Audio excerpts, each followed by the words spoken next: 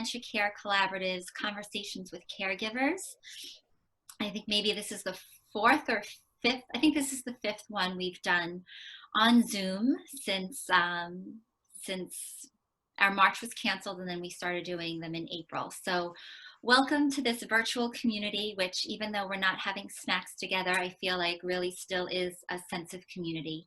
So I'm just going to spend a minute going over some Zoom logistics. I think some folks here have probably spent way too much time on Zoom and know all about it. And some other people, it might be new for them. So there are two different views. There is speaker view and gallery view, and you can toggle back and forth. The gallery, you'll see everybody just like you're sitting in the auditorium. And speaker, you'll just see whoever's speaking with a couple of people on the sidebar. When we do this presentation, I'm going to spotlight whoever is speaking. So no matter which view you have it on, the speaker will be highlighted. So this is being recorded. You might see the little thing that says recording, but do not worry, your face or your name is not going to appear. We have, this goes through an editing process before it gets hosted on our website. So your image, your likeness, your name will not be recorded. So don't worry about that. Given that, we still ask that you don't unmute yourself and accidentally shout some personal or medical information. We'll be using the chat function feature to ask Sarah questions. And you can type in the chat if you have a question at any time throughout the program. You don't have to wait till the end and save it. But again, whatever you write in the chat, make sure that you don't divulge any personal information that you don't want anyone to know. So we ask everybody to stay on mute so that we don't have any kerfuffling and that we hear the attention is on our speakers. Once in a blue moon, sometimes we have an issue with bandwidth. So if you ever find that your sound is slow or that the image is kind of wobbling, you might decide to stop your video, which might increase your bandwidth. So that could be a helpful trick. I think that's all I'm going to say about Zoom. I am going to turn it over to Barbara Moskowitz, who is our Associate Director of Caregiver Support and Education. So Barbara, it's all yours. Mine. Thank you, Nori. And I'd like to start by introducing my colleagues. You just saw Nori. Nori Mazzone is our Program Coordinator, WAVE. Susan Rowlett is our Program Director. Chris White is our social worker, and we have other people throughout, but welcome everybody. We're all especially excited, I am, to see you all virtually, but literally tonight as well. Just a few words about our program. As many of you know, the Caregiver Support Program of the Dementia Care Collaborative started at Mass General in 2017, actually only 3 years ago. And we're part of the Palliative Care and Geriatric Medicine Division at Mass General. As many of you may know, we have a tiny mission, and it is to transform memory care. Nothing less than that, but it's an important mission and one that I know many of you embrace with us. We exist at Mass General to educate, to support, and to connect people with dementia and their caregivers to colleagues, to us, to the community. And we hope to be growing a community, and these events certainly help us do that. We offer care consultations to caregivers and patients in specific Mass General clinics. We offer skill classes for caregivers, support groups, and health and resiliency training. And I would just like you to know that our program is entirely supported through philanthropy. And if you're interested in learning how you can support us, please feel free to reach out to any one of us. So now, without further delay, I am so excited to introduce you to our special guest tonight. Sarah Byrne-Martelli has been board certified with the Association of Professional Chaplains since 2004. She has a Master of Divinity degree from Harvard Divinity School and a Doctor of Ministry from St. Vladimir's Orthodox Theologic Seminary. I said that without fail. Sarah also served for many years as a hospice chaplain and has a great love and commitment to working with people with dementia and their families. When she's not working as a chaplain, and she is the chaplain for the Division of Palliative Care and Geriatric Medicine. So we're so excited because we experience her wisdom and excellence all the time. Sarah is active as a musical director and pianist for local musical theaters, including the Boston Conservatory and the Winthrop School of Performing Arts. Sarah, her husband Peter, and their 6-year-old son Raphael are navigating the pandemic with lots of long bike rides, gardening, and as much time outside as possible. And now it's a great honor to welcome Sarah. Thank you. Thank you so much, Barbara and Nori. I'm going to, so I'm so happy to be here. It's, as Barbara mentioned, working with families and people who are facing dementia and caring for those with dementia is really close to my heart, and having spent so much time working in hospice and working in memory care, assisted livings. It was a large percentage of the population that I've cared for over the years. And so for me, the experience of caring for patients with dementia changed the way that I provide chaplaincy as a person, and it helped me. It reminded me about the power of, sort of sometimes non-traditional ways of caring for people as a chaplain, and like using music and using touch and really being creative in like honoring the person that's before me. And so I really am grateful. So hopefully this will be a conversation. I have some slides. I have about maybe 20 slides, not too text heavy, hopefully, just to talk a little bit about ambiguous loss, which is really our topic for today. I really do hope that you'll come with your questions and share your experiences, because I am not the only expert in this room. There are many people who have a lot of experience and a lot of questions and wisdom. So please do share. Personally, both of my grandparents had dementia before they died. And so even though I was a chaplain, I was also a family member, and sat with my grandpa and sang old Christmas songs, and sat with my grandma who couldn't remember a lot, but could still recite the 23rd Psalm by heart, even towards the end. And so for me, it's just it's so powerful to think about the ways that we know and care for our loved ones, even as they face dementia, to really help them be known as special individual people with lives and stories and loves and losses. So to do that, it's just such sacred work. I also know right now, so we'll talk somewhat about that within the context of dementia, but also in the greater context of the COVID pandemic that we're all experiencing. And so I think, I think we're all going through ambiguous loss right now in different ways. And for those of you who are already experiencing it, caring for those with dementia, whether family caregiver, professional caregiver, now we're sort of in this larger bubble of also other ambiguous loss in many other ways, which we'll talk about more. So I do hope that it sort of applies in a general sense. And so I will share my screen. Let's see if I can do this correctly. Okay, I think you can see my screen. Hopefully, I'm going to do the slideshow. Okay, so my things, there we go. Okay, there we go. All right, so I will start by telling you a little story about this wonderful patient that I cared for, who I will call Janice, who was in a memory care unit, assisted living, when I was working for a hospice on the North Shore. And Janice she didn't talk very much. She was a very feisty little lady. She had quite advanced dementia. She could walk around and kind of sit and move around. She was dependent in other ways. And it was hard to connect with her. It wasn't entirely clear, like when I visited her as a chaplain, how we could support her spiritually. I got to know her daughter, who shared with me that she had been a singer. The daughter was not so much a musician herself, and so we thought, well, let's try to play some music for her. So there I am, with this was a while ago, so we didn't have phones playing music, so we had CDs. And so we got, Strauss, and then we got Mozart, and we got these, none of them really resonated her. And then we played Puccini, and suddenly in the space of a minute, Janice just lit up and just started singing at the top of her lungs with this beautiful voice.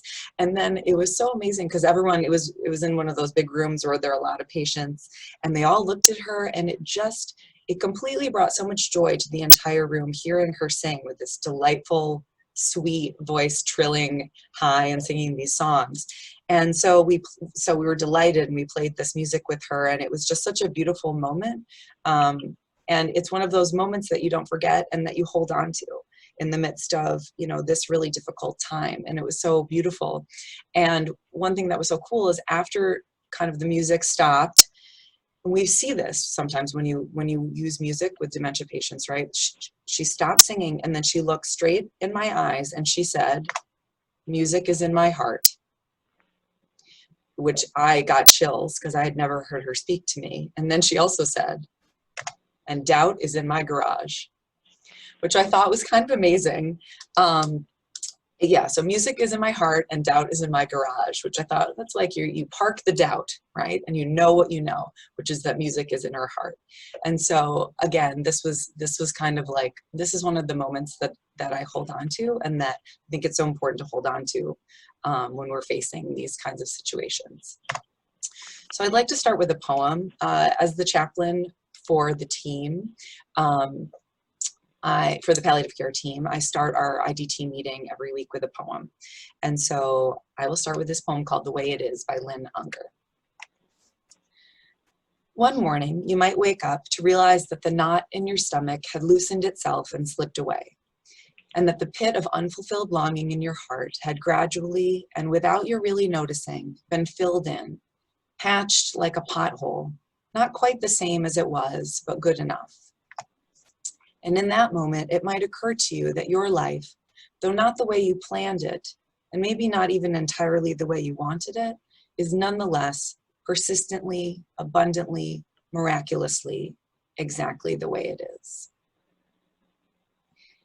Not the way you planned it, not even entirely the way you wanted it, but it is exactly the way it is. And so I think just to start talking in terms of our framework, part of, I think, navigating ambiguous loss and grief is to do our best to accept things and see things the way they are. Not fighting against everything, not trying to change what we can't change or control what we can't control, but to accept and see what's in front of us. So that's why I really love this poem.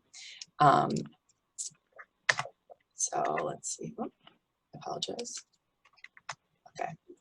So a lot of the framework that I'm using today is from Dr. Pauline Boss, who really wrote the book on ambiguous loss, Learning to Live with Unresolved Grief, from Harvard University Press, 2000. And so she has many excellent books about loss, about resilience. She also has a book about caring for those with dementia, highly recommended. And so ambiguous loss is really kind of a conceptual framework that describes loss that is unresolved and persistent. It's caused by external forces that we can't control, and it challenges our existing coping strategies. So what was working for us is suddenly not working when we're faced with this external change that's presented to us. So she defines two types of ambiguous loss. So type 1 occurs when there is physical absence with a psychological presence. So this includes situations when a loved one is physically missing or bodily gone. So this could be a loved one who disappears, or someone who is presumed to have died, but there's no actual confirmation of that. Persons who are missing in action, for example, or children who are kidnapped or that kind of thing. So it's a very, an incredibly unresolved loss. Type 2 occurs when there is a psychological absence with physical presence. So in this second type of ambiguous loss, a loved one is sort of psychologically absent or becoming absent. So emotionally or cognitively gone or missing. And so this would be the type that might be most easily applied to caring for someone with dementia. The person is physically there, but the sense of self that we've known over the years is changing and is disappearing and shifting even as they are in front of us. So this ambiguous loss, it affects our mind, our body, our spirit. It can feel like existential emptiness or isolation. It can make you feel kind of confused or stuck in your decision making. It can make really basic decisions really hard to make. It can manifest just as exhaustion and trouble coping. It can create forgetfulness, which is upsetting. It can give you just a sense of immovable grief or sadness, just a deep despair. It can cause depression or behavioral concerns, and also can create or intensify substance or alcohol overuse. So I use this image to show kind of what it might feel like, what your heart might feel like when your loved one has dementia, and you're kind of centered in this place of the person being there, your love for them being real, being in front of you, or maybe living in a facility and you're at home. You still have this relationship. Cognitively, you know that you have this relationship, but in many ways they are not present, and certainly are not as present cognitively. So this is hard enough as it is. Now, in the setting of the pandemic, I feel like we are also now surrounded by many other types of loss. So, for example, we have lost the ability to have social events. We have lost the ability to see family in the normal way. I haven't seen my brother I've seen him once in 6 months, even though they live 2 hours away, and it's my son's only cousins, but because of the pandemic, we are not seeing them. Attending sports events, attending theater. I'm very involved in the theater world. I know many of you all are too, or musicians, playing music together. All those things that bring joy. Going to a Red Sox game, going to any sports game. We don't have that right now. And it's really painful, especially if that's a big part of your community. Our spiritual communities. My church, obviously we started Zooming like everyone else, and I know having spiritual community is one of the most, can be really one of the most important things during this time, and to have that taken away and be kind of in the Zoom like we are now, it's different. And so again, it's a loss. Traveling, whether to go to professional conferences that we're looking forward to, or just casual travel that we love. In-person groups, just kind of being around other humans. You know, you see pictures from, like, Facebook shows you a memory from a year ago when you're standing there next to a bunch of people and you're like, I remember when I used to be with people. It's tricky. And also rites of passage, for example, graduations, going to prom, you know, any of those kinds of things, you know, graduating from your senior year in high school. These are all things that are changing, and these are all ambiguous losses. Now, is it the world's worst thing that, you know, your kid didn't get to go to a graduation, or that you don't get to go to your conference, or that, you know, that you don't get to take that trip? Yes, it is actually. I mean, it's not, in some ways, I think it's not understood to be a loss. Oh, we cancel this, we cancel that. But these are all real losses, and that kind of pervasive, quiet, you know, loss of small things, but over and over and over, can really contribute to this ambiguous loss that we're all feeling. I know, obviously, as a parent, being concerned about schools reopening or not reopening has been a huge transition. I know for those of us who have loved ones who go to adult day programs, and that really is kind of your only respite and your only time to either work or to do, you know, just to take time for yourself. Having that uncertainty is also really difficult. And so it just requires constant readjustment. And so ambiguous loss happens. It's not just something that happens in you individually, but it happens in a family system, whether your family is you and your husband, or you and your siblings, or a large family, any family as we might define it. And, you know, even strong families that get along, need help adapting to major stressors, right? People can learn to survive and thrive with persistent stress, but it needs to be understood within the family context. And so one thing that's pretty clear in the literature is that in terms of therapy for ambiguous loss, especially in a situation of dementia or other kinds of loss, that it is really helpful to look at it from a family systems perspective, and to attend to it as a group and in a kind of social and familial therapy, in addition to maybe one-on-one, of course. But it really helps to look at the family as a unit. And Dr. Pauline, she notes that there's a kind of a cognitive and an emotional element to this. And so knowledge, understanding kind of what to expect and, the processes of dementia or the processes of, taking care of our loved one can help. But again, it is persistent and it is ongoing. And so it is not something, I think it helps to just give name to it, to say kind of, why do I feel kind of up and down in my experience? My loved one is still in front of me. They're still the same beautiful person that I knew 30 years ago, but at the same time, they're not. And sort of how to hold that thinking. We're so used to kind of dualistic thinking, right? Like, I'm here, I'm not. Like, I'm married, I'm single. I'm, a parent, I'm not. All these kinds of things. But I think ambiguous loss calls us to really question that dualism and to say that this is something that brings grief and joy at the same time. This is something that, the person is in front of me and I love them, but I also need a break from them, which makes me feel guilty. But then I feel like I shouldn't feel guilty. So we want to kind of be generous and give grace to our own experiences and not put ourselves in these boxes that we say, I have to feel this way or I should feel this way. For the person with dementia, there's ambiguity with their diagnosis and the losses associated with their symptoms, the anticipated losses in memory, problems with thinking, changes in their ability to do things, right? This ambiguity, I used to be able to do this, and some days I can and some days I can't. Loss of personal independence, and again, changes in their relationships with others. For their caregivers, there's also ambiguity. Again, this loss of a planned future, a perceived future. The loss of a future is huge, and there's no ritual for that, right? We know how to do rituals for funerals, right? We know about baptisms, we have rituals, we know how to sit Shiva. But when you lose a perceived future, they don't really have a ritual for that. But to kind of understand that that's what's happening and just to name it, I think can be powerful and can be a step towards healing and kind of integration. It brings for the caregiver a profound change in your relationship.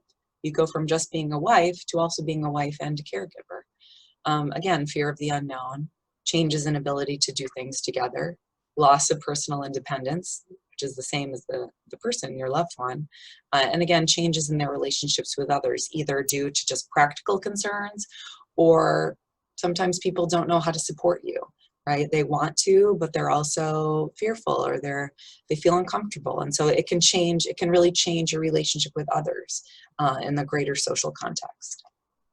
So there's a little vignette in the book on ambiguous loss that talks about losses as kind of these steps. And so John was caring for his wife, Janice. So he described to her his losses as kind of being these kind of down, and then you kind of reach a place where you kind of recalibrate and have equilibrium. So the first loss for him with his wife was that it became clear that they weren't going to do any more trips together. It was just too hard. It was not going to work. So he kind of came to terms with that and then kind of reached this square of, this equilibrium. Then there was another loss, which is that his wife started wandering at night. And he kind of had to come to terms with that and put safety measures in place to cope with that. The next loss was incontinence. And then recalibration. The next loss was she had pneumonia and almost died. And again, then she stopped knowing him. And he kind of came to terms with that. So it's this kind of constant recalibration of your expectations.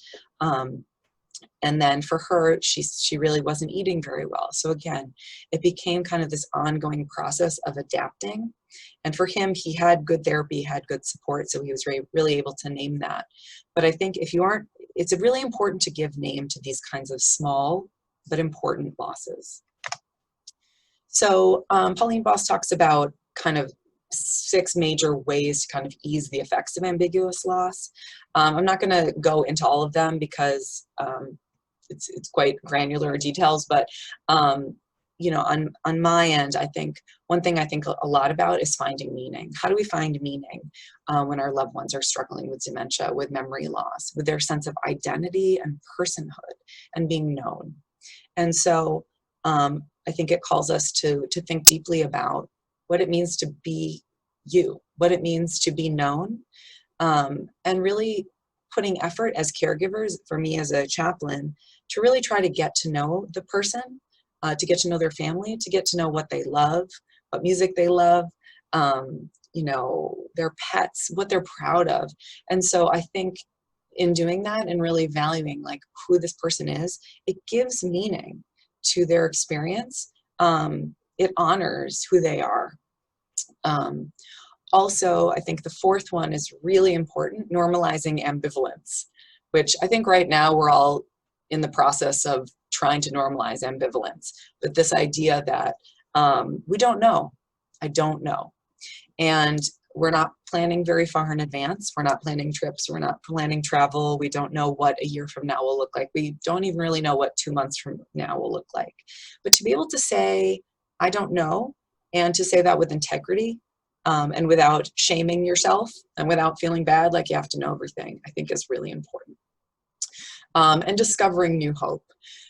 Sometimes as a chaplain in palliative care, I work with folks who are really kind of in the midst of serious illness, experiencing treatment, sometimes improving, sometimes declining, or having new symptoms. And so they're really in this in-between place.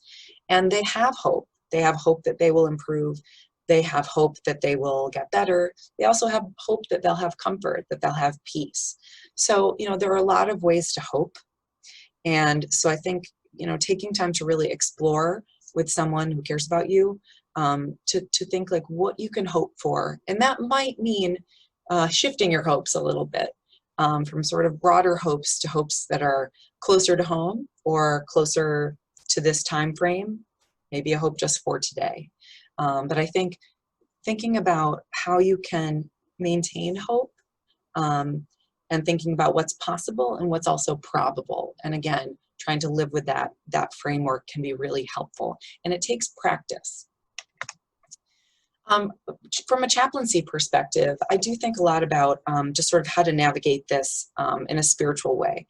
When I assess a patient, whether a patient with dementia and their family or another patient, I really try to think about what are their needs, right? What are your needs? What are you hoping for? And what do we have to work with, right? What are the resources we have to work on that? So you might say, I need to know that my loved one is not going to be in pain. Okay, so that's important. That's something that we can work on. I need to feel safe. Okay, we can work on that. I hope that I can attend my daughter's wedding. I hope that I can go home. I hope that I can be with my dogs, right? And again, and what are the resources, the spiritual, psychological, emotional resources we have to work with that? So in some people, it may be their religious faith.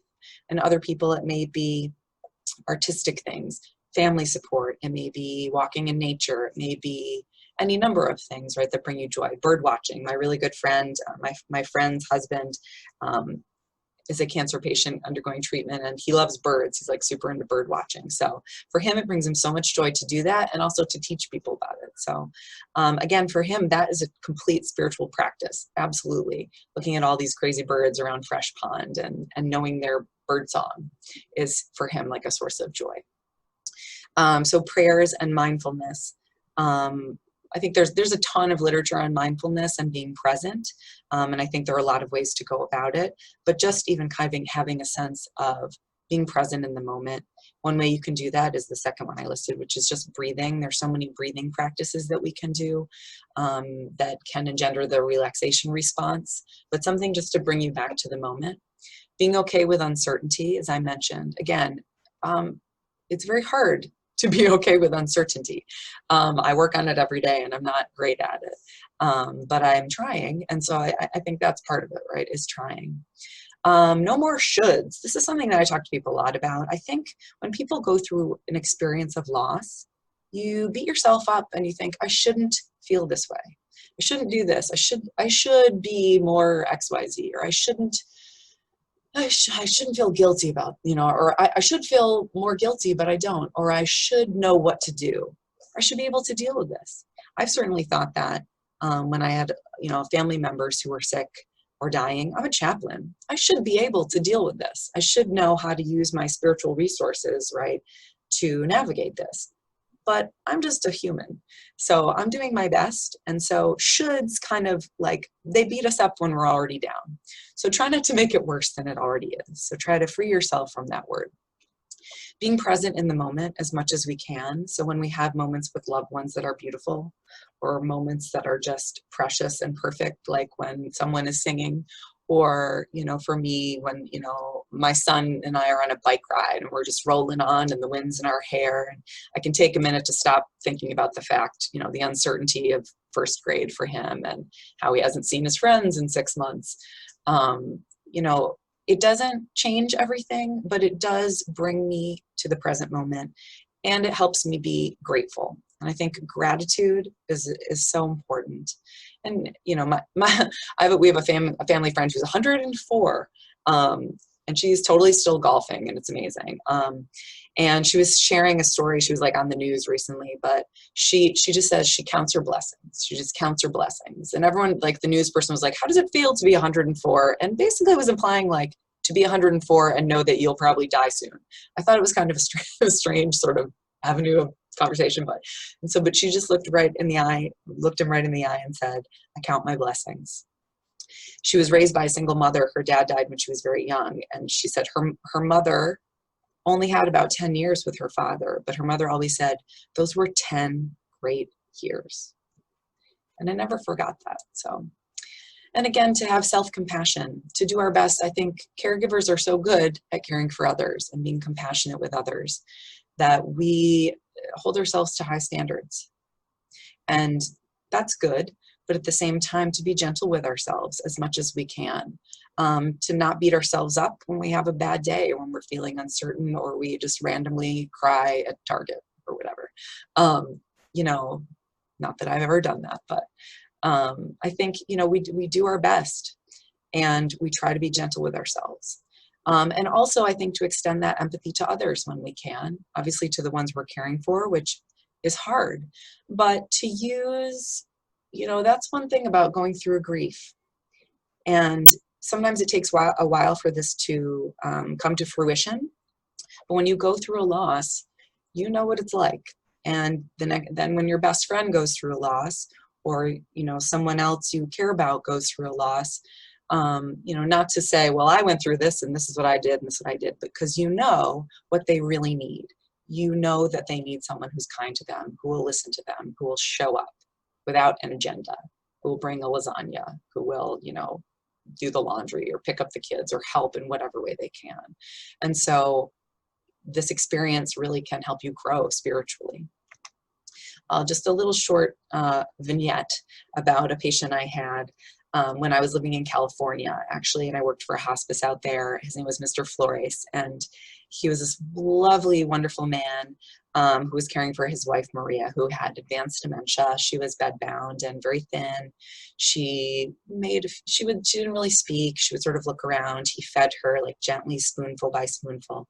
And he was just so kind and so compassionate to her. It was beautiful. And you could tell he really was sort of a grandfatherly kind of person. He wanted to know all about me, and he was Catholic. He said, are you a religious person? I said, well, I'm the chaplain. I think he thought I was, I don't know, it was not entirely clear. But, you know, so I shared that I was the chaplain. We talked about our faith. He said, and he really was talking about his marriage. He wanted to talk to me all about when he met her and how beautiful she was and how she didn't like him right away. And he had to work really hard to court her. And then it always was like a joke in their marriage, like, good thing I caught you, you know. And the way he talked about her was just beautiful, incredibly beautiful, and so vibrant and alive. And at the time I was dating my now husband. And so he was like, do you have a suitor? I said, yes. And he said, oh, you know, do you want children? Do you want this? And he was giving me all this marriage advice. And it was very sweet, actually. And so for him, it was so clear that part of his healing and part of his ability to navigate this was to encourage others and show others an example of love and an example of compassion. And I'll never forget, there's a picture of plums on the slide because in the Bay Area in California, the produce is like so good. And we were standing in his kitchen and he had this huge bag of plums. And, you know, hospice is different, right? You're like in someone's kitchen. It's just much more familiar and kind of connected, I think, in many ways. And I miss that. But he said, here, have a plum. They're from my daughter's like backyard. And so I just remember standing there and he gave me this plum and it was like the most perfect, ripe, beautiful plum I'd ever touched. And, you know, I stood there and the two of us ate these plums like in the light of his kitchen, you know, the skylight shining through. And it was just this moment. And we had been talking about faith and I quoted a psalm and I said, oh, taste and see that the Lord is good, you know, kind of as a joke about the plum. But it was just very, it was a very precious moment that I won't forget. And I wonder if he even, I'm sure he doesn't remember me, but I won't forget him. And that's a gift he gave me. So in terms of tips on how to navigate this, I remind myself of this. There's the Calm app, which is great, by the way, but a journey of 1,000 miles begins with a single step. So, you know, we put one foot in front of the other. We take it day by day, and we really, sometimes that's all you can do, right? We take it day by day. We cherish positive memories. You give yourself a break sometimes. Be open. Give yourself permission to grieve whenever you can, and really do your best to find support, which I know is hard if you feel frozen in your grief. It's hard to know how to navigate that. But even just doing your best to reach out to one friend or to try to join like a Zoom group or support groups if they have them can be really important. It's important to cultivate healthy habits. So I know, you know, right now it's like self-care and, you know, self-care during a pandemic, but I'm just going to remind you that it is really important. So on the left, we have a cat doing a bicycle. So the cat is using healthy habits of riding the cat's bike while also eating ice cream, which I think defeats the purpose, but I just thought it was funny. That's my son on the right. With our neighbor, our best friends across the street, they have a brand new boxer puppy. So I've spent a lot of time basically just petting this boxer puppy because that's like the thing that brings me so much joy. And in the middle, I put a corgi because I also discovered during this time, self-disclosure, that I really love watching like dog rescue videos and anything involving puppies. I've never liked dogs until this pandemic, but I really want a corgi someday. I mean, look at that dog. It's so beautiful. You know, another way to kind of navigate that is through artistic expression, creative pursuits. Journaling can really be helpful. It doesn't have to be beautiful. It doesn't have to be perfect, but just to write what you're thinking, to really have that discipline. Just even writing like, you have those notebooks that's like 1 line a day. Those are good. Music, obviously, to play music, maybe not in groups right now, but just maybe with yourself, play music or listen to music. So this is actually a drawing that I wanted to share. This is a drawing my son drew when last year when he was like, he was about to turn 6. But he was sort of showing all these different arrows, and then he was showing himself on a bicycle, and then he drew this picture of himself crying. Or maybe it was me. It was not entirely clear. But then back and forth, it shows on one side crying, and then on the other side, it's smiling, which I thought was actually really kind of beautiful, sort of painfully beautiful, but it really encapsulated what we were going through and sort of in those early days of the pandemic when suddenly everything was closed. We were together and we were thankful for that, but also experiencing a lot of loss. Oh, so this is... forgive me for this, but this is kind of where I am right now. I did share this picture on Facebook, and 82 of my friends actually went ahead and stopped what they were doing right now and took a selfie making this face and posted it in my comments. Because sometimes you need to laugh. You need to take a break from grief. You need to take a break from feeling all your feelings. And it was like the most hilarious thing I've ever seen. So I recommend this. But we're doing the best we can, right? And sometimes a little bit of absurdity is needed, I think. I love this graphic. I found this in March or April, and I think it's really helpful. This idea of thinking through what we can control and what we can't control, okay? I can't control that you can't control that your loved one is diagnosed with something. You can't control their body's process. You can't control sometimes they lash out at you, or that they are angry with you, or that they any number of symptoms that they're experiencing and these ongoing losses. So you can't control, the actions of others. We can't predict what will happen. We can't predict how others are going to react, how long this will last. The amount of toilet paper at the store, that's very situational to about April. Remember, that was we were all worried about that. But I can control these things. I can control my attitude. It doesn't always have to be positive, but we can try to have a positive attitude. Turning off the news, you can limit what you expose yourself to, right? Finding fun things to do at home, limiting my social media. We can do our own social distancing. We can control, mostly, I think, our own kindness and our grace that we give to others. And so again, really trying to say, this is what I can control. This is what I can't control. I'm going to do my best to seek help, to eat healthfully, to exercise, to do everything I can to support a healthy framework. And on days when I'm not good at it, I'll give myself a little grace too. So I just have a couple more slides, but I wanted to, in grief, I have found this very helpful concept. It was a Japanese concept called kintsugi. And so it means, I guess, poetically, golden joinery, but kintsugi is a centuries old art, excuse me, okay, of fixing broken pottery. So rather than rejoining broken pieces, with hidden adhesive, the technique employs a special lacquer dusted with powdered gold. Some of you may have seen like pottery that has these cracks in the gold. So once it's completed, these seams of gold glint in the conspicuous cracks of pottery, giving it this kind of beautiful one-of-a-kind appearance. It celebrates the artifact's history by emphasizing its fractures and its breaks instead of hiding them or disguising them. And actually sometimes it makes it look more beautiful than the original, revitalizing it with a new look. And I think when we're grieving, we see cracks in everything. The world that we knew it changes and shifts, and like the ground that we're on doesn't feel steady.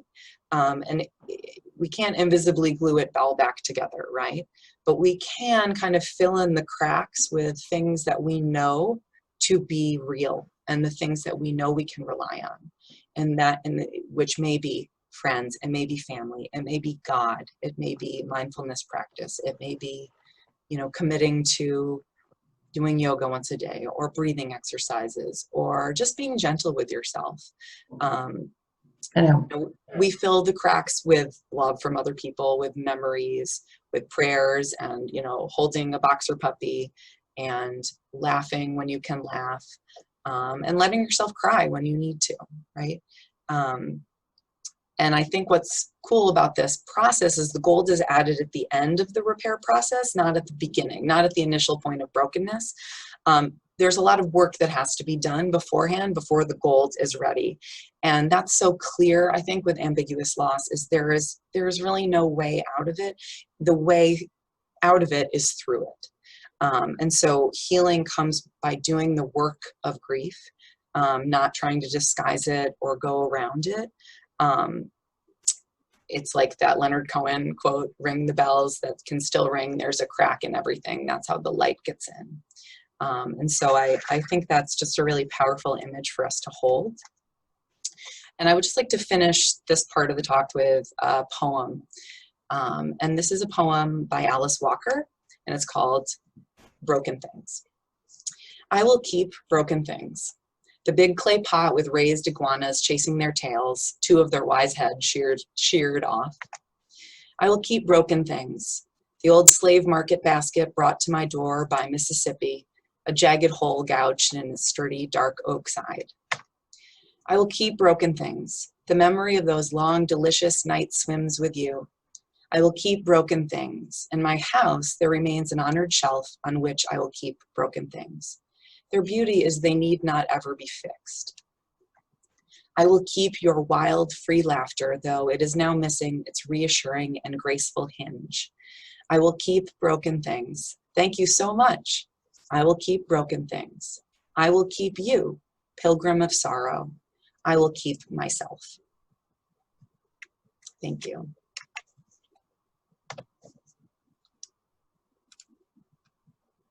Thank you, Sarah. I'd like to offer now, if anyone would like to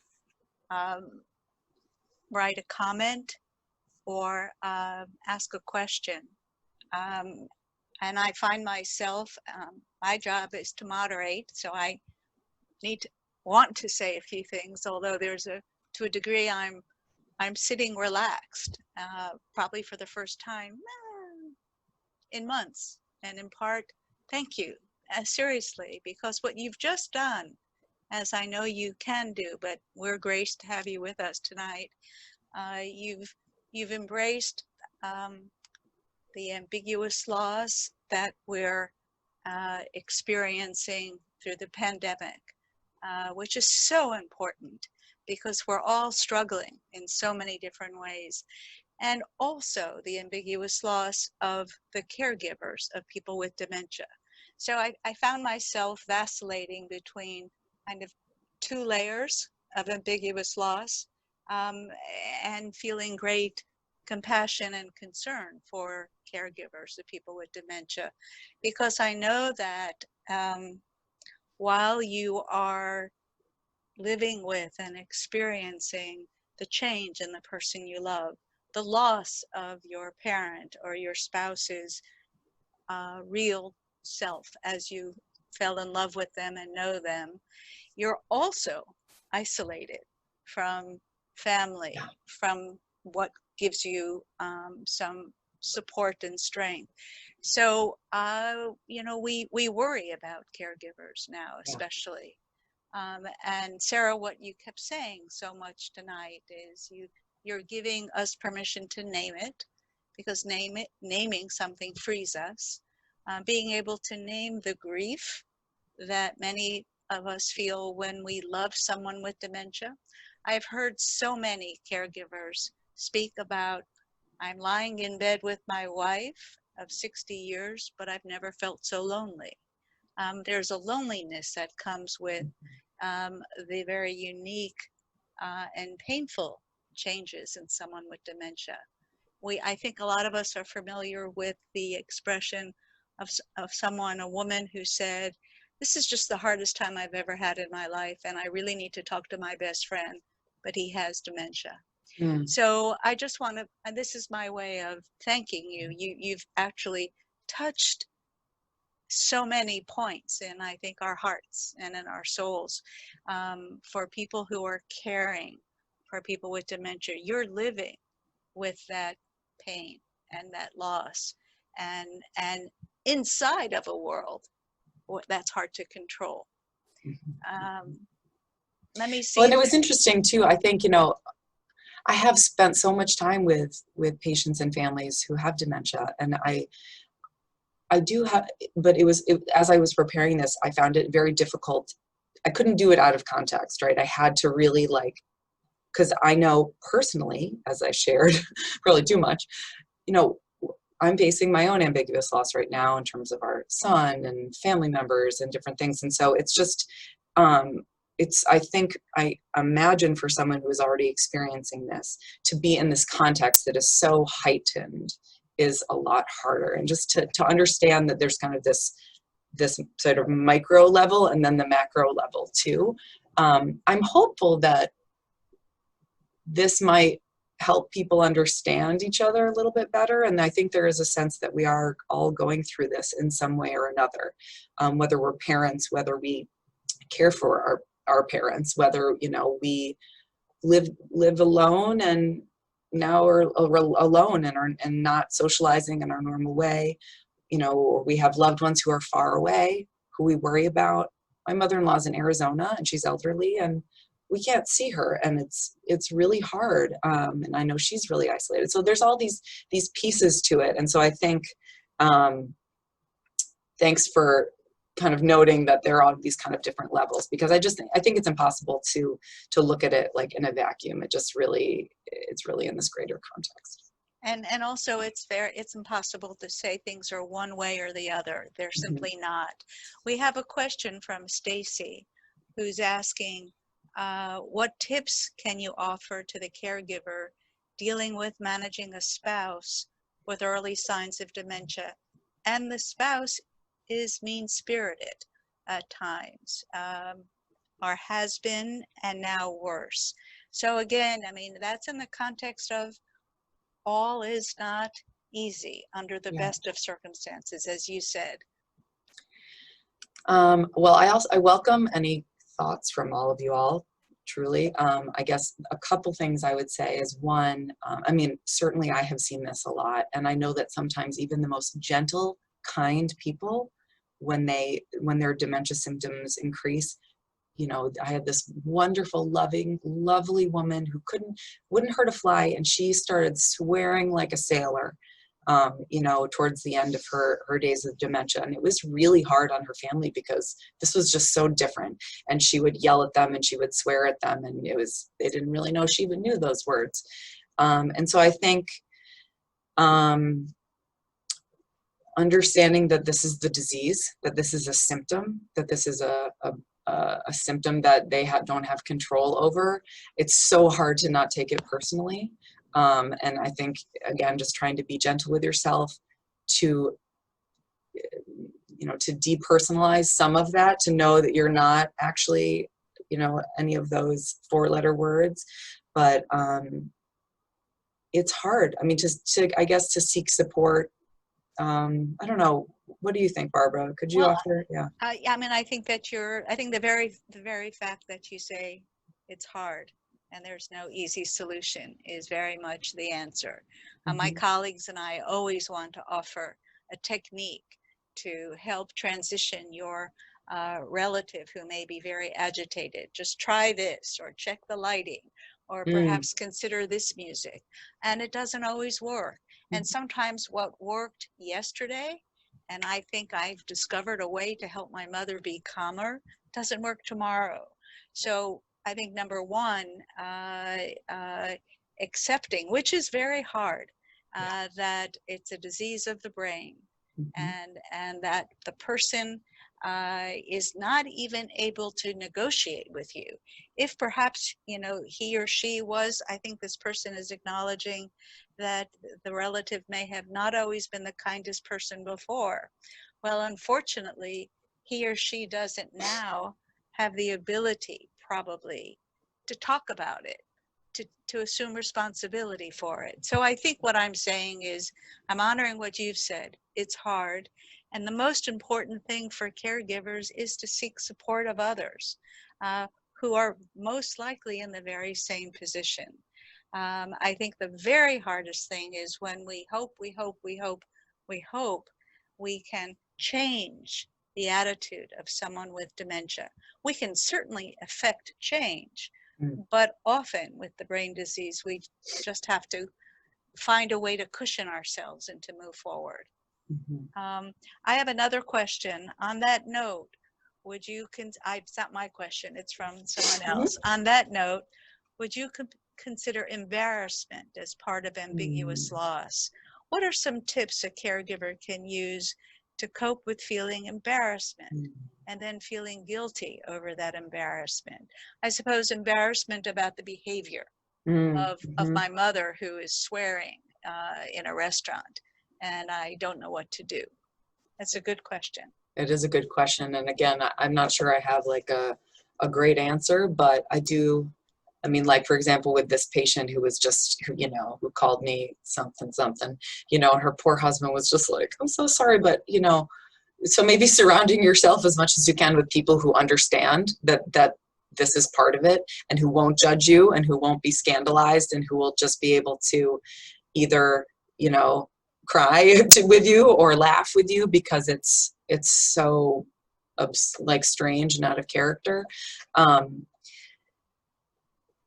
It's hard. I mean, I think you have to limit the things that you're doing, right? You that's one of these losses, right? Is you realize, like, I used to be able to go to these restaurants with my wife, or I used to be able to do X, Y, Z, and now, you know, someone starts to undress in public, or they start to say crazy things, or you know, it just, what will seem like crazy things to other people, we know it's the disease process. But I think, you know, we start having to limit some of those things, and again, to be gentle with yourself as much as you can, and to try not to take it personally, and to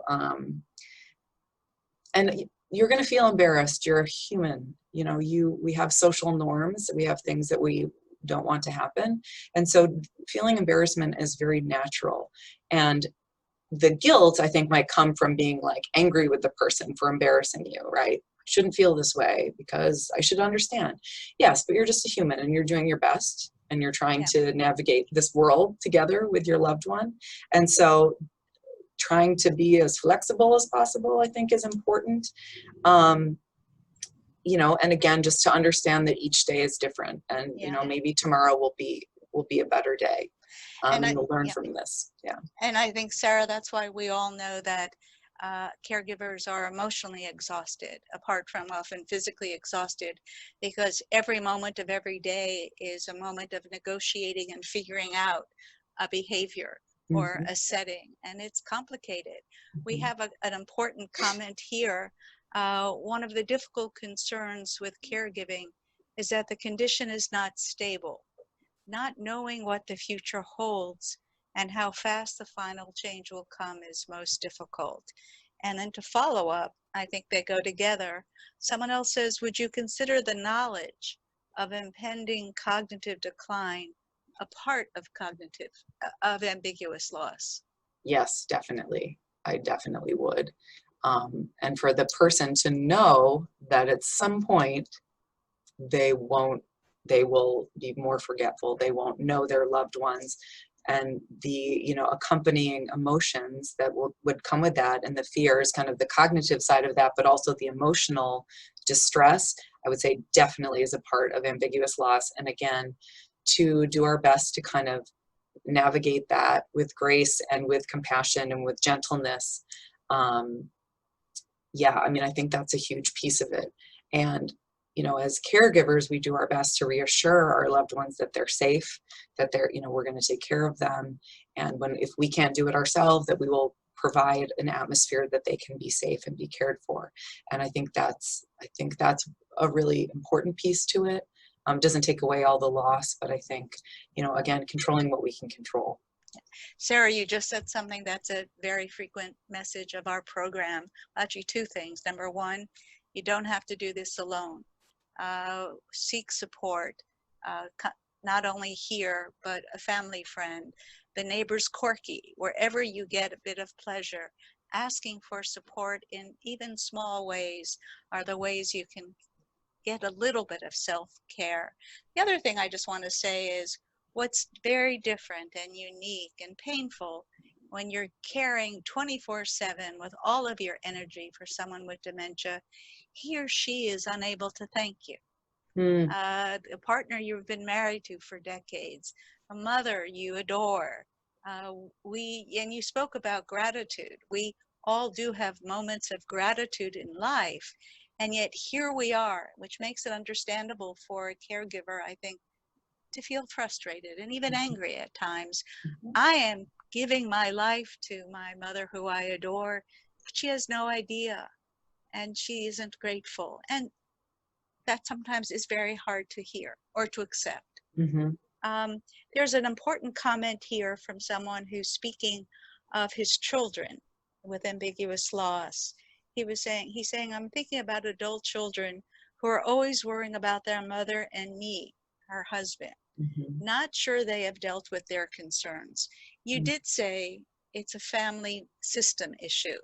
Can you speak to that? This man is worried about his adult children. Yes, I'm not really an expert in family systems, but I will say that, you know, there are these different roles that we hold within a family. And so when there's a stress placed on a family unit, say 2 adult children and 2 parents, right? It tends to, like, their roles, they're sort of the extreme versions of their roles get heightened. So someone who might be someone might retreat more, and then one other person might become like the fixer, and another person becomes kind of the very, very emotional person, or one person becomes the like hyper religious person. And so I think noticing kind of tendencies in roles within families is important, and to see how your role kind of becomes heightened or becomes sort of a extreme version of the role that you've normally kind of held in the family. that's something to understand. And again, like, it's any family who's experiencing this type of stress where roles are changing, right? So caregiving roles are changing. We're used to parents caring for kids, right? And then suddenly you have older parents who have adult children who are now facing like the sandwich generation, right? People who have kids and then have parents that they're taking care of. It's very hard to change those roles. And oftentimes the dynamic that we see in like a parent-child relationship also can become heightened in the face of stress. So if you had, if there were some certain areas of where your relationship was not healthy, that it kind of becomes the extreme version of that. So part of it is just having someone who can name that and understand that. And even though you might not be able to see it, but even to go to like family therapy together and talk to someone who can really normalize those changes and give you tools to kind of think through who you are, how you're functioning in the system, and also what boundaries you may have to reinforce and think about within yourself in terms of your own caregiving, in terms of addressing your own needs or your own kind of personal concerns. That's really important too. It's really kind of a bigger topic, and I'm not sure if I did it justice, but you did. And yeah. I'm wondering if this question has to do with a father who's concerned that perhaps his adult children aren't allowing themselves an opportunity to feel sad. They may be feeling they need to be strong for their dad, and perhaps he wants to give them permission. Sometimes we actually need to give other family members permission, don't we? Oh, absolutely. Absolutely. I see that, and it breaks my heart, and I understand where it's coming from, but like, family members who love each other deeply and who want to protect each other. And so they're doing this kind of dance between the two of them or the three of them, or however many of, I don't want to upset them. I don't want to talk to them about this. And then the other family comes to me outside the room. It's like, I don't want to talk to them about this because I don't want to upset them. But actually they're talking about the same thing. It's just very hard sometimes, the ones that we love the most, it's hard to say the most important things to them.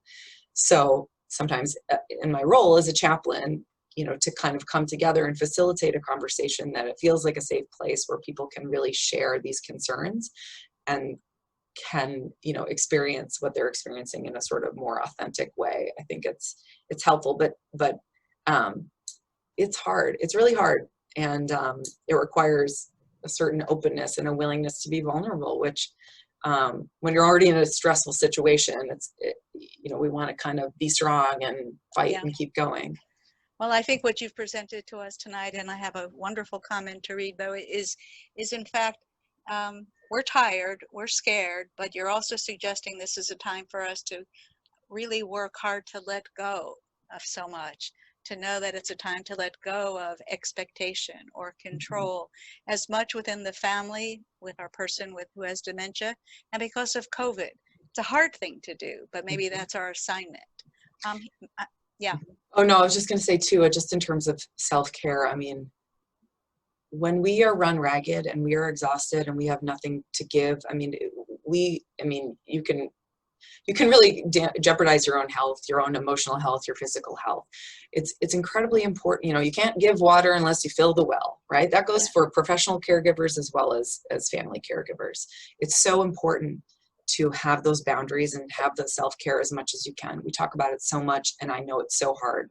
And it's not just bubble baths, right? It's not just drinking a glass of wine in the tub every day, because that's fine in moderation, but really to kind of practice self-care and that mindfulness and openness as much as you can, to be aware of what you're feeling when you're feeling it, so that it doesn't come out in this uncontrolled way.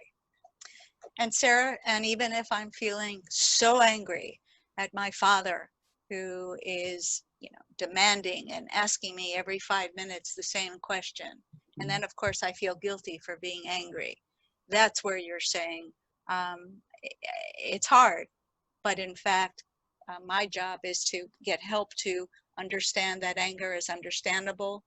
I've not stopped being a wonderful daughter, and I move forward. It's that worry. Yes. And I think it's, for certain, and depending on how we were sort of raised, I think a lot of people are afraid to express anger, or anger comes out as grief and tears. But but to it doesn't feel good to feel angry, right? It doesn't feel good to feel deeply sad. And especially not in front of your loved one, how do you even navigate that? So you really, sometimes we have to kind of bookmark those feelings in the moment. And you're like, I'm really angry right now, and I need to process this. Right. So you maybe kind of put it in a box for a second, and then later you can take a walk, or you can, kick a soccer ball, or you can, punch something, like, I don't know, like, not a person, but just, really go for a really hard run, something to kind of engage that feeling and then and get it going. I mean, certainly during this time, just being a chaplain in the hospital has been really hard, and there are times when I haven't really been able to process some of my kind of this low level, grief and stress of caring for so many folks. But I have a few go-to movies I can put on that will make me cry. So if I need to just have a good cry, sit down, get it out. And I think it's so important to let yourself feel what you need to feel. That's great, because we will survive feeling. We're more likely not to survive not feeling. I have two very important comments, and then we'll wrap up. If anyone is holding on to a comment, please add it. Someone is saying, I think it's important to acknowledge that getting support now is so much harder for caregivers. Usual sources of support may not be accessible in a socially distanced world. Also, previous sources of support may be stressed or spread too thin. With the pressures of the pandemic, she's saying it's ambiguous loss squared for so many people. That should have been the title of the talk, I think. Ambiguous loss squared. Yeah, I think so. Yeah. And then we have a lovely comment about self-care. Self-care is a spiritual practice. Thank you, Sarah, for this program, offering so much validation and encouraging us to feel it and name it. Yeah, thank you. I mean, I agree. It's so true that the usual sources of support are not easily accessible and often require a certain level of comfort with, technology and Zoom and apps and all this stuff that really, like, at the end of the day, how much time do we really want to be spending on an app? I'm not really sure. And so I'm hopeful that, we will keep it at the forefront and understand that it's still really important despite it being really hard. And maybe that means that we have, socially distant coffee, 8 feet away from our best friend in the yard, but just not giving up, trying to find just one person or one way, even just talking on the phone or something, that you can really seek that support if possible. I think, just even trying to connect with my best friend on the phone has been really hard because we have kids and we're this and that, but just we try to be really intentional about making sure that we even just leave a message for each other, but just do whatever we can to seek that support. And sometimes you have to be creative and extra persistent, but don't give up. Yeah. Well, on that note, speaking of social distance and the absence of touch through Zoom, even though tonight is a Zoom meeting, I feel tremendous connection through this remarkable group, through you, through your poetry, and I am eternally grateful. And I think I could speak for the over 50 people who attended that we are very grateful to you.